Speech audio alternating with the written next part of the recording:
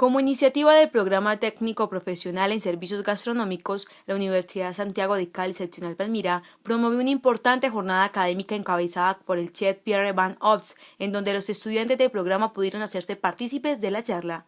Van Ops es experto en quinoa, productos andinos y cocina novo-boliviana, lo cual lo ha hecho parte de la historia y construcción culinaria en este país. Además, cuenta con una importante trayectoria profesional, en la que se destaca haber sido miembro de la Asociación Mundial de Sociedades de Chefs e instructor en cocina africana, europea, fría y fina de la Universidad de los Andes. Para esta ocasión, los estudiantes de diferentes semestres estuvieron atentos a los diferentes métodos y productos que se derivan de la cocina andina. Además, recibieron invitación directa por parte del chef para que se animen a ser pioneros en la preparación de alimentos a base de este grano en el país.